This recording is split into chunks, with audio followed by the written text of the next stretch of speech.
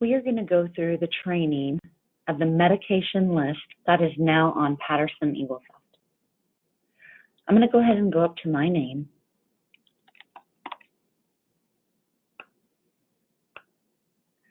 And then I'm going to go to the medical history button. Once you go to the medical history button, down here, I'm going to move this over to the side, you're going to see form type.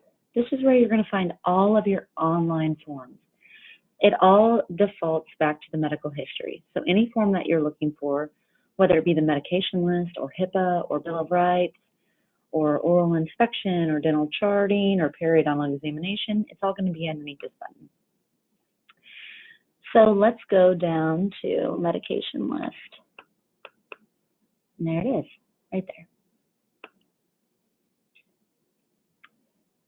I have created 10 drugs.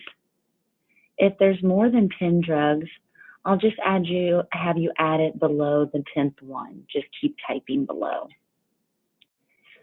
So what you'll do is with drug number 1, you'll check the box, and then you'll put the drug name, other names for it, 1 or 2, the drug category or classification, the condition, disease the patient is actually using it for, the side effects of or concern of the dental hygienist. If they discontinued it, what was the date? Then you will please list all the vitamins and herbs and natural products that are currently being taken. OTC just means over the counter. RX means prescription medications. Then you'll put today's date, the student's name, and the clinical zone instructor's name. You'll go on and you'll continue with drug number 2. So if there are 5 drugs, you will put it under each. Let's say that they are under 1 herbal drug. If you just want to put it up here underneath the first drug, that's fine. Let's say they're on 5 herbal drugs. You can put it underneath each one as well. I don't mind.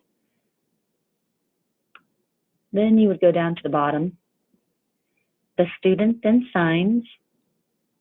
You have to accept. Once that's accepted, then the instructor can sign. So the instructor or the dentist can sign this form. You accept it, and then you save it. And that is the medication list. One more time, you go up to the medication list, medical history. You come down here to the form type. You're going to come right over here to the medication list. The student, so you can see what I saved the last time. I didn't do much. I just marked that box. So this time, let's say it was 6 months later, and let's say I added another drug and another drug. I'm just making this up. Then I would go down here. And because I made a change, you have to sign again. If I would not have made any more changes or clicked on anything differently, it would have just said save to today's date, and you would say yes. But since I made a change, the student's got to sign again and accept it, and now the instructor has to sign again and accept it and save. Let's go back to the medical history. Let's go back to medication list. You can see all the boxes. Okay, this time it's 6 months later and I'm not making any changes. See how my signatures are still there? Since I didn't make any changes, I didn't add any more medications. You're just going to press save. This medical history has not been changed. Would you like it to save it to today's date? And I'm going to say yes. Every single time you save a document, it saves it. It never deletes the previous one. So let's go underneath patient notes. So I'm going to go over to chart.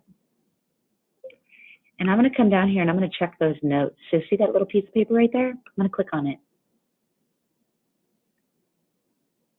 And see how it's updated the medical history? So what I told students, this is actually, since it defaults to medical history, it's going to say it's the medical history. But since the student knows, and I know right now that I've done 1,000 of these today, so let's say I know I just did the medication list, they're going to click on it, and they're going to type in medication list. Okay? So let's say they updated the medical history. they didn't really update the medical history, but it's always going to default to that. So next to it, I'm going to put the only thing I updated was HIPAA. Okay, so right now, since I did the medication list, I'm going to put that, and I'm going to press OK.